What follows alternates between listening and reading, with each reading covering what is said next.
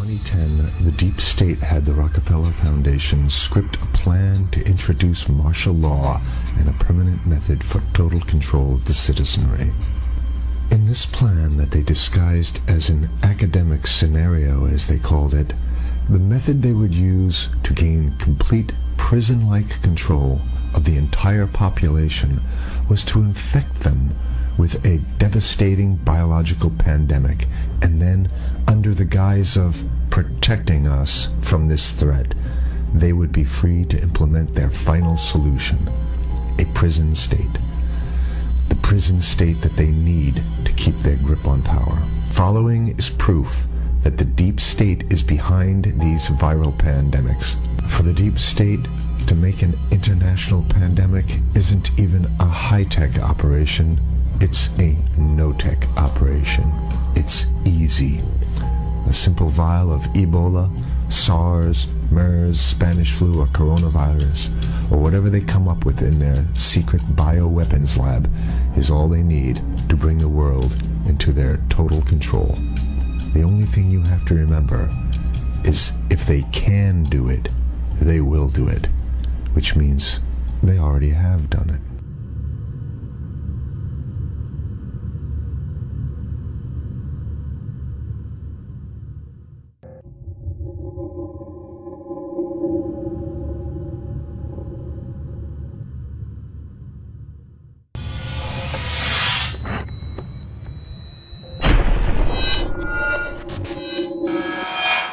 The ruling establishment has a lot of, they will stop at nothing to complete their toolkit of control, right?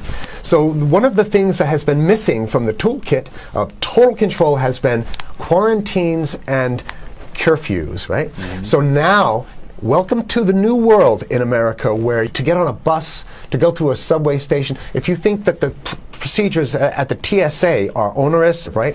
Guess this is coming to a bus depot near you. It's a more invasive way, and the ruling class needs this because, let me say, if the ruling class ever saw wide-scale civil unrest, you'd see an Ebola outbreak in America right away. Okay, so this is, what you see is that Ebola is another tool in the toolbox of the ruling class control. Yeah, to keep down absolutely, repression. positively, 100%.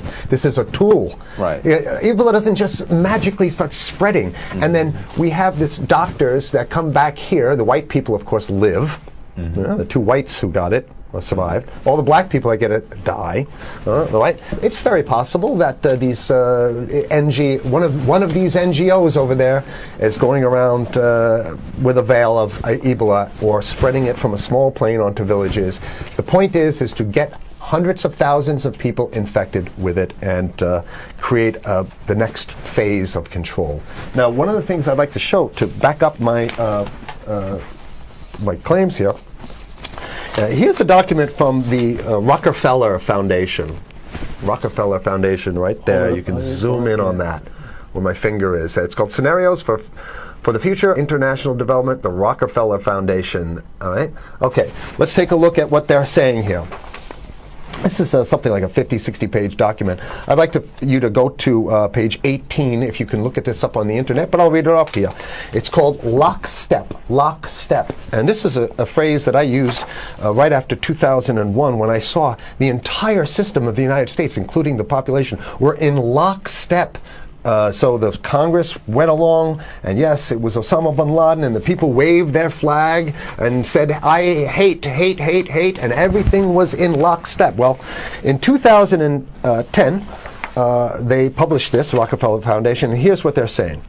They're saying that they call it a scenario. These are scenario narratives, and they speak about it in the past tense. So they put out this scenario, lockstep. A world of tighter, top-down government control and more authoritarian leadership with limited innovation and growing citizen pushback. Okay, I'll read a little bit of it. In 2012, the pandemic that the world had been anticipating for years, nobody was anticipating a pandemic, finally hit.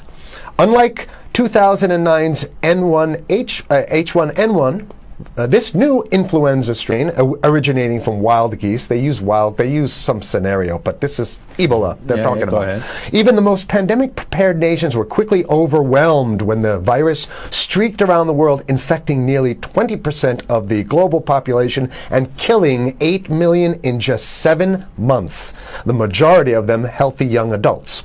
The pandemic also had a deadly effect on economies. You can see the agenda, just naked, raw, naked control agenda written down, and it's anybody's guess how this becomes effectuated in real life. So whether this is written specifically as marching orders or whether people take it upon themselves in the intelligence networks to say, okay, well, this has been produced, so this is the plan here. But these narratives have to be written in advance because the intelligence agencies don't know how to do these narratives. They need help. So these think tanks, they come up with these like Rand Corporation, Rockefeller Foundation. These are think tanks of death. They're not the think tanks, they're not there to find great ways to help people. Right? Okay, the pandemic also had a deadly effect on economics. International mobility of both people and goods screeched to a halt. Right? Which is what they want. They want a completely isolated world, right? Debilitating industries like tourism and breaking global supply chains. Well, of course they want tourism stopped because they're not in the tourism business, and they want you at home in your house in front of the TV. Then they got you because once you watch the TV, they own your soul. Even locally. Wait a second, we're on television. I mean commercial television, let's say. National. Even locally, normally bustling shops and offices sat empty for months. Okay, so I love how they talk about it in the past tense in 2010. Right? The pandemic blanketed the planet, though disproportionate numbers in Africa died. Southeast Asia and Central America, where the virus spread like wildfire. It sounds like the opening monologue of a disaster movie, right? Exactly. Now listen here's the good stuff now. But even in developed countries, containment was a challenge. Now here's this one. I love this one. The United States' initial policy of strongly discouraging, in quotation marks, strongly discouraging citizens from flying proved deadly in its leniency. So they're saying, that... No, keep going. Okay, read it. Proved deadly in its leniency. So they should have been tougher, right? Accelerating the spread of the virus, not just within the United States, but across borders. However, a few countries did fare better. China in particular. The Chinese government's quick imposition and enforcement of mandatory quarantine for all citizens, as well as its instant and near hermetic sealing off of all borders, saved millions of lives, stopping the spread of virus far earlier than in other countries. So the message is here is we have to look towards the Chinese, the oppressive totalitarian Chinese regime as an example of what we need to be doing here. And of course, the ruling class here loves the Chinese regime because they have demonstrated to the ruling class the most efficient form of capitalism, which is authoritarian capitalism. So we have capitalism, but unfortunately we have this veil. I get it. We have this veil of democracy. This is very interesting. This is continue on. Okay. China's government was not the only one that took extreme measures to protect its citizens from risk and exposure. During the pandemic, national leaders around the world flexed their muscles, flexed their authority, and imposed airtight rules and restrictions. You can see the agenda. Go. Okay. From the mandatory wearing of face masks to body temperature checks at the entries to communal spaces like that's what's happening right now. Yeah, but soon it's going to be like body. It'll be at the subway. Yeah, is that what you're saying? We'll be going through this in the subway to get on the buses and the subway, absolutely, things positively. like that. And what this means though is don't think about having a cigarette, a joint on you, or basically you can't. This is a dragnet for everything. So if in order for you in other words, just like with stop and frisk, this is ultimate stop and frisk. This is the ultimate cavity stop and frisk, cavity search kind of thing. All right, so during the pandemic, national leaders around the world flex their authority. Now there's some good stuff. Listen to this. And even supermarkets, they want body checks at supermarkets. Okay, so basically what they're saying is they're building a system where every move you make, you got to go through them. You can't get food. Well, how about if you go to the farmer's market? Right. Here's the good stuff now. I mean, it just keeps getting better. Even after the pandemic faded, this more authoritarian control and oversight of citizens and their activities stuck and even intensified. That's the whole point. So they're going to get rid of... Did that happen already with 9/11? Of course. 9/11 was how many, 14 years ago, and we still have all these draconian rules. So they're going to put the body cavity USA searches Patriot in. and all That's right. So in order to get to a supermarket, you got to have a body cavity search, and then when there's no more Ebola, well, you know what? We kind of like this way because we have an complete infrastructure of a control grid. In order to protect themselves from the spread of increasingly global problems, from pandemics and national terrorism to environmental crisis and rising poverty, leaders around the world took a firmer grip on power. Well, what the hell would rising poverty have anything to do with imposing strict citizen controls with face masks? So they're very sloppy stuff here. At first, the notion of a more controlled world gained wide acceptance and approval. I'm sorry. Nobody likes this stuff. They're just saying it.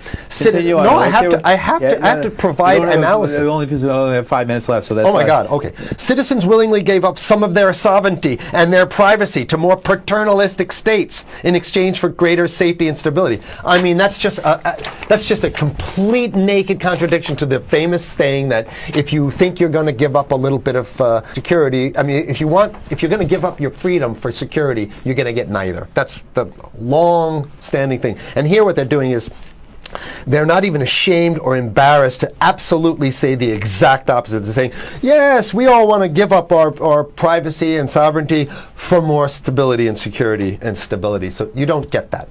When you give it up like that, you get the shaft. Can you show us the cover again of what you were just reading? One more time, and then I have two more documents. Right, this is what we were reading here, and just zoom in a little bit so folks can see it. He'll zoom in, don't worry, you can relax. All right. And scenarios for the future of technology and international development. Okay, now I have two more documents. Keep it zoomed. We have the National Security Memorandum of December 10th, 1974. This is Henry Kissinger's brainchild. The National Security Memorandum number 200. You can look that up on your internet. I'll summarize it. He says that there's too many people, we got to get rid of the population. So to answer your question. Oh, from earlier. Yeah, he says, he used the word depopulation, which is different. Depopulation means killing people that already exist, and it's to get the minerals, because we need the minerals. And here's another one. The CDC has a patent on Ebola. They patented it. Now, right. So basically, if you want to get a cure for your Ebola, you got to go. It says it right up here, right? It says human Ebola virus species and compositions and methods thereof, and it's a patent. It's a patent. They patented the main strain plus something like 17 other strains of it. So they own it now, and I don't know how exactly you can own that, but apparently they've done the same thing. Yeah, I didn't think you could own a natural. Yeah, you can. I guess the main thing to finish off this show is this: that they want to get more control, more and it's going to be curfews. It's going to be a slave state here. The ruling class doesn't seem to have too much resistance. They're getting everything on their Christmas shopping list, and they've been wanting quarantines and curfews for a long time. Now they got it. And if you want to live in a world where you're tricked into all this stuff because it's for your safety, right? And if you want to have a probe and make sure you got to check your pockets, make sure you don't have anything incriminating on you before you go out, and when you step out of your house, you want some police there to monitor and see what them.